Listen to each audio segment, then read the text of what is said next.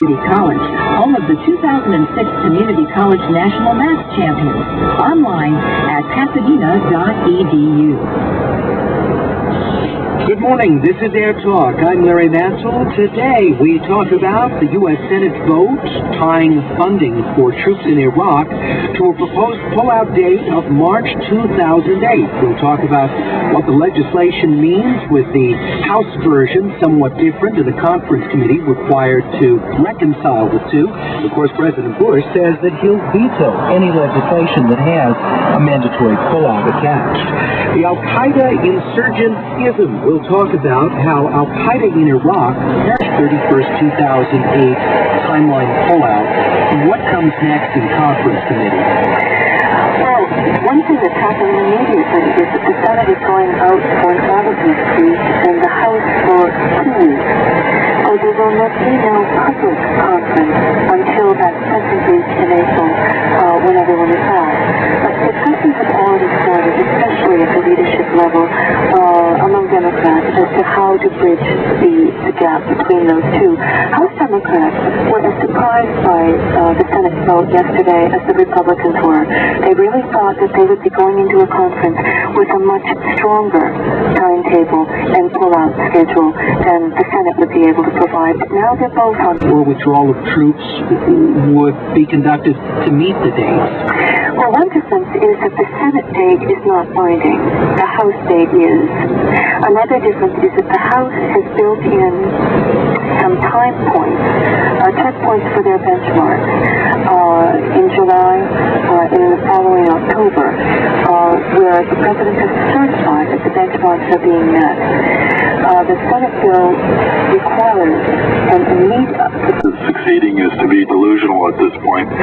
We've heard from administration spokesmen for 4 years that the insurgency is in its twilight days and there are only a few dead-enders still around, and yet they continue to go on day after day, creating mass carnage throughout Iraq. I don't see much sign of success so far. All right, Larry Johnson, back to you. What do you think of the relationship between leaders of the insurgency and Al-Qaeda in Iraq? Do you think that this apparent disagreement on a number of issues does open up the door for a possible American and Iraqi government success? It's largely irrelevant, and I know that firsthand because when I was with the group that got Zarqawi last year. I left just 3 days before they nabbed him. But that particular military unit that was involved with tracking Zarqawi and the Al-Qaeda and Iraq forces, they had spent 14 months, in their view, degrading his capabilities. And they had killed and captured a significant number of those individuals. Yet, during that same time frame, the level of violence in Iraq tripled. Now that tells me that whatever's going on with the Al-Qaeda elements, the foreign fighters, is largely irrelevant to the actual violence on the ground in Iraq. You've got to get a hold of that to a completely different channel. I think. Your response? Well, there's much I agree with. Again, I think you're absolutely right in saying there are multiple insurgencies within a very complex civil war. I think the one area I would differ is I wouldn't underestimate Al-Qaeda in Iraq.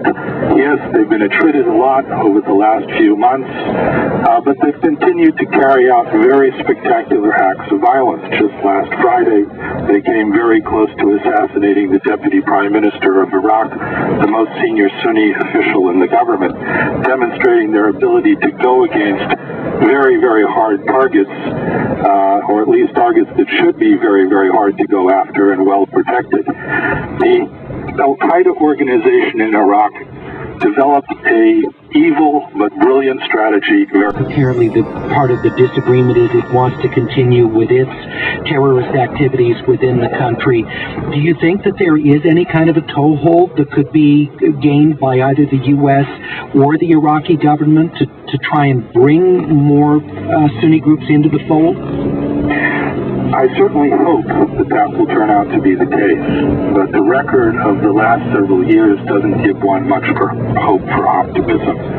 This Iraqi government is dominated by Shia politicians who, more than anything else, want to cement Shia control over Iraq.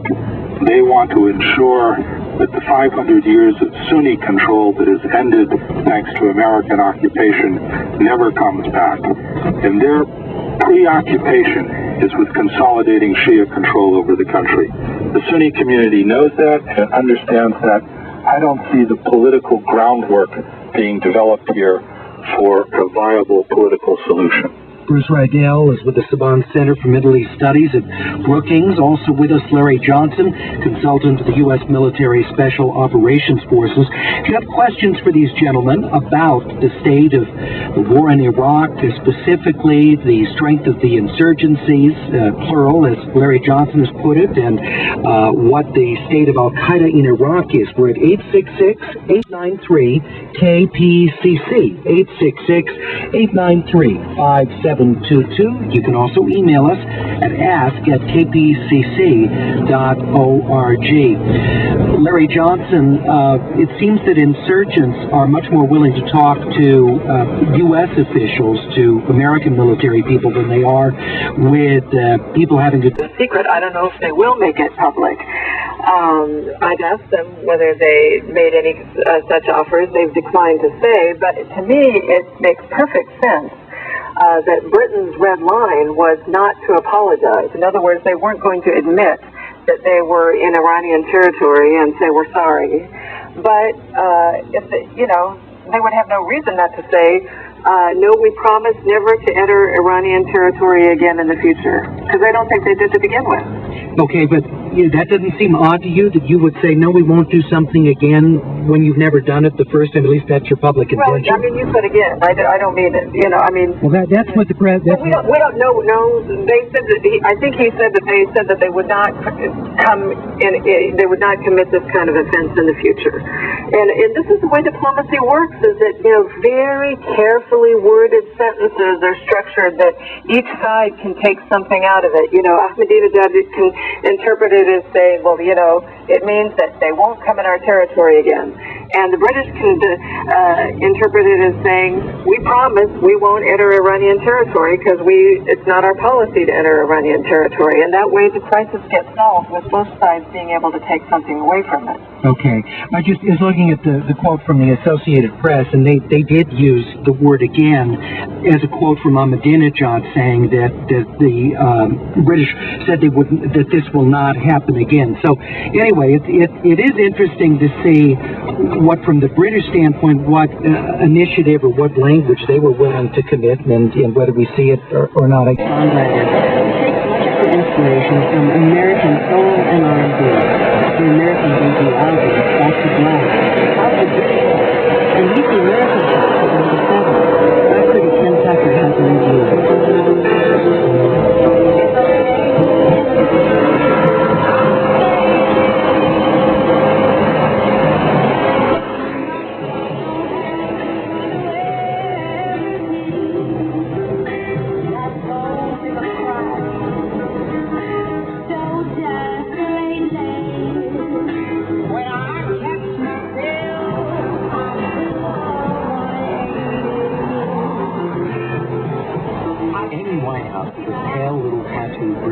Trying her best to sound like the missing Ronette, the baby the Marvel X never had, the kid who idolizes Marvin Gaye and Donny Hathaway as long